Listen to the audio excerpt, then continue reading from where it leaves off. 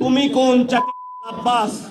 তুমি আসছো এখানে মামলা করতে, গুনার টাইম নাই। এই যে আমার নামে আজকে একটা মামলা হলো, মানহানির মামলা। ওই ব্যক্তি চাঁদাবাজি করে, সন্ত্রাসী করে। এমন লোকের কোনো মান থাকতে পারে না, যার মান আছে তারই তো মানহানি হয়।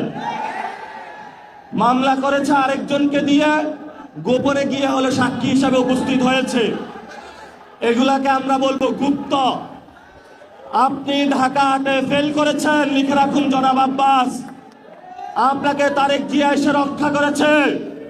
তারেক জিয়া যদি এসে রক্ষা না করত, তাহলে আপনি মির্জা আব্বাসের ছুনোপুটিও আমরা ঢাকা হাটে খুঁজে পাইতাম না।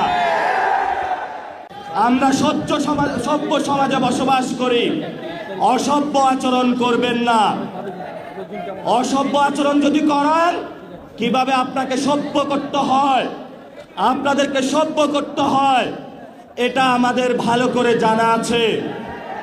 ওরা আমাদের ভয় দেখায়। আমরা এক আল্লাহ ছাড়া কারো কাছে ভয় পাই না। মামলা হামলা অনেক আগেই পার করেছি। শেখ হাসিনার আমলে রিমান্ডে নিয়ে আমাকে মাথা নিচের দিকে দিয়ে, পা উপর দিকে দিয়ে সারা রাত নির্যাতন করেছিল। কখনো আপোষ করার চেষ্টা করি নাই। তুমি কোন আব্বাস? তুমি আসছো এখানে মামলা করতে, গুনার টাইম নাই। সিনিয়র সিটিজেন আসেন, সিনিয়র সিটিজেন আসেন, আমরা সম্মান করতে চাই।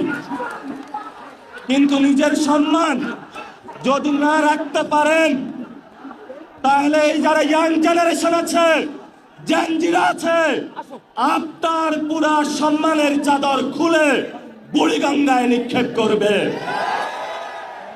ওই দিন নির্বাচনের দিন আমি যদি সেইখানে কনফ্রন্টেশনে যেতাম, হাজার হাজার স্টুডেন্ট হসপিটালে থাকতো।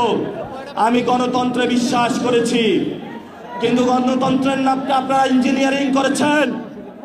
আমরা এখনো সহ্য করছি। দ্রুত রিফর্ম অ্যাসেম্বলি করেন, দ্রুত বাংলাদেশে সংস্কার বাস্তবায়ন করেন, দ্রুত বাংলাদেশে শহীদদের বিচার বুঝিয়ে দেন, আহতদের বিচার বুঝিয়ে দেন, শহীদ উসমান হাদি ভাইয়ের বিচার বুঝিয়ে দেন, ধর্ষণ বন্ধ করেন। নরসিংদীতে গতকাল একটি ধর্ষণ হয়েছে। আপনার সন্তান আছে, তাকে আপনি নিরাপত্তার চাদরে আবৃত করে রাখেন। আমার সন্তান, আমার মা বোনের যেদিন নিরাপত্তা দিতে পারবেন, সেদিনই আপনি জনতার প্রধানমন্ত্রী হবেন। এর আগে হবেন না।